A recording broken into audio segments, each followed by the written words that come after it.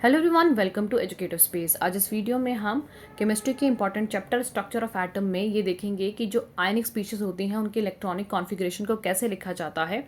तो मैं आपके लिए एक बेसिक एग्जांपल लेती हूँ। जैसे मेरे पास यहाँ एलिमेंट है, जैसे मैंने आपके लिए यहाँ एलिमेंट लिया नाइट्रोजन, और नाइट्रोजन के ऊपर 3 नेगेटिव का चार्ज है। तो हम जो आयनिक स्पीशीज होती हैं, या कोई कैटायनिक हो या एनायनिक, उनकी इलेक्ट्रॉनिक कॉन्फ़िगरेशन कैसे लिखते हैं वो इस वीडियो में देख रहे हैं।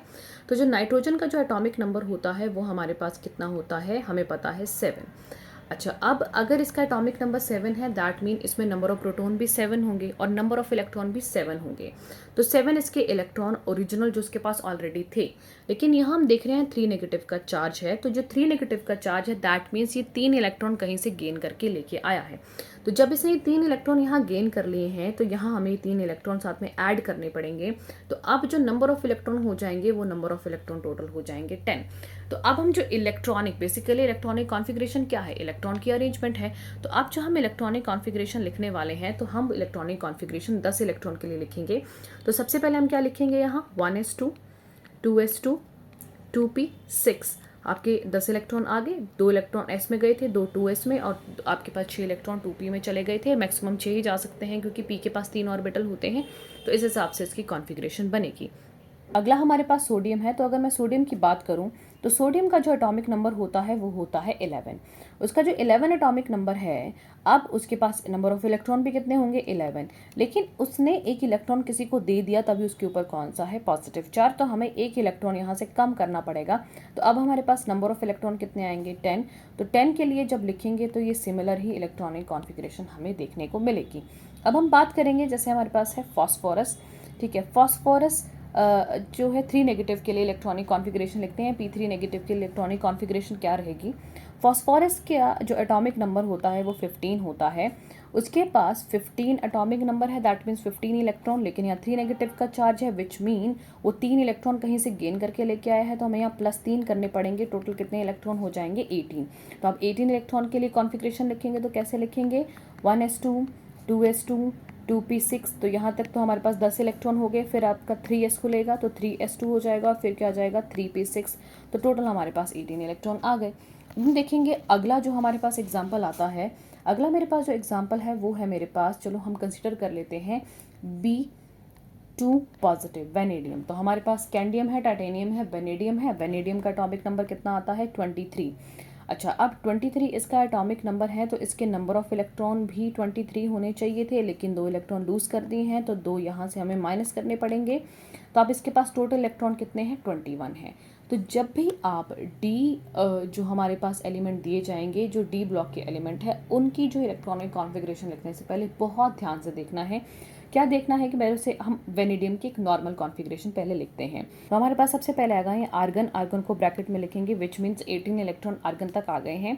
उसके बाद जो 4s में इलेक्ट्रॉन जाते हैं वो 2 जाते हैं। 4s की फिलिंग पहली होती है अकॉर्डिंग टू बोहर-बरी रूल, मैं आपको पहले ही बता चुकी हूँ।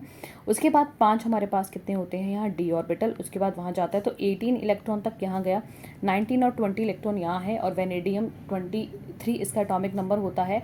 तो हमारे पास यहाँ 3 इलेक्ट्रॉन यहाँ रहेंगे। ठीक है, ये वेनेडियम की ओरिजिनल इलेक्ट्रॉनिक कॉन्फ़िगरेशन है। लेकिन अब हम वेनेडियम 2 पॉजिटिव के लिख रहे हैं, उसमें 2 इलेक्ट्रॉन कम करने पड़ेंगे। तो आप ये देखें कि ये आपके पास 3d है और ये 4s है। तो जब भी कोई भी इलेक्ट्रॉन यहाँ से निकलेगा तो वो 4s से पहले निकलेगा ना कि 3d से। तो सबसे पहले 4s, तो 4s के दोनों ही इलेक्ट्रॉन चले जाएंगे। ठीक है, यहाँ से हमें रिमूव करने पड़ेंगे। तो अब जो वेनेडियम की कॉन्फ़िगरेशन बनेगी वो बनेगी आर्गन 3d3। तो ये इसकी ओरिजिनल कॉन्फ़िगरेशन है। बिल्कुल ध्यान में रखना है, इलेक्ट्रॉन 4s से निकलेंगे पहले, फिर 3d से निकलेंगे, क्योंकि जो 4s ऑर्बिटल है वो बाहर की तरफ है। लेकिन जब हम इलेक्ट्रॉनिक कॉन्फ़िगरेशन लिखते हैं तो 4s की फिलिंग पहले हो जाती है, क्योंकि उसकी एनर्जी कम है।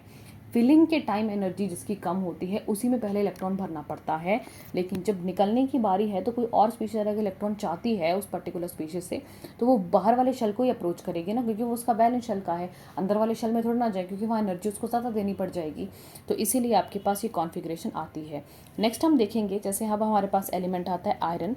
आयरन 3 पॉजिटिव के साथ करते हैं तो आयरन का एटॉमिक नंबर 26 होता है। 26 इसके पास इलेक्ट्रॉन होने चाहिए थे, लेकिन 3 इलेक्ट्रॉन इसने लूज़ कर दिए हैं, तो हम -3 करेंगे तो टोटल कितने आ जाएंगे 23। वैसे हम करेंगे, हम सबसे पहले आपके आर्गन तक कैसे लिखेंगे, फिर हम आयरन की ओरिजिनल कॉन्फ़िगरेशन लिखेंगे, उससे करना ईजी हो जाता है।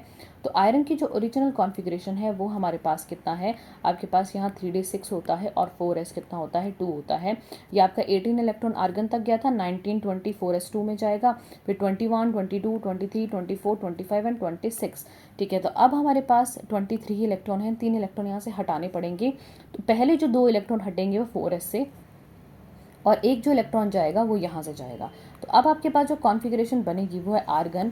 अब 3d6 नहीं, 3d से एक इलेक्ट्रॉन चला गया है तो 3d5, और 4s में तो कोई इलेक्ट्रॉन नहीं बचा, तो Fe3 पॉजिटिव की जो कॉन्फ़िगरेशन होगी वो होगी आर्गन 3d5।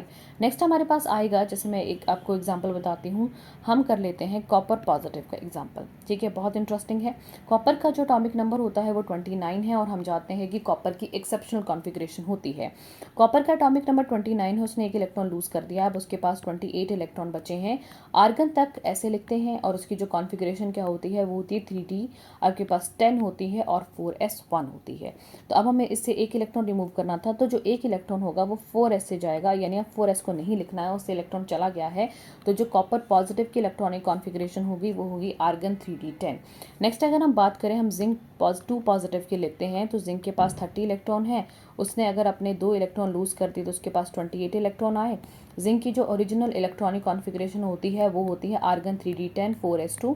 तो 2 इलेक्ट्रॉन हटाने थे, तो जो बाहर वाला शेल उसी से हटेंगे तो 4s बचेगा नहीं। तो अब जो हमारे पास जिंक की कॉन्फ़िगरेशन आएगी वो होगी आर्गन 3d10। तो इस तरह से हम लोग जो आयनिक स्पीशीज़ है उसकी इलेक्ट्रॉनिक कॉन्फ़िगरेशन को लिखते हैं और उनको हम सॉल्व करते हैं। ये बहुत इंपॉर्टेंट है, कितने किसके पास नंबर ऑफ़ इलेक्ट्रॉन है, और आगे आने वाले टॉपिक्स के लिए हमारे पास बहुत ज़्यादा ज़रूरी है हमें इलेक्ट्रॉनिक कॉन्फ़िगरेशन अच्छे से आना। तो अगर आपको ये वीडियो हेल्पफुल लगी है तो इस वीडियो को ज़रूर शेयर करें। चैनल पे नए हैं तो चैनल को सब्सक्राइब करें, और आने वाली वीडियो की नोटिफिकेशन के लिए बेल आइकन पर क्लिक करें। Thanks for watching.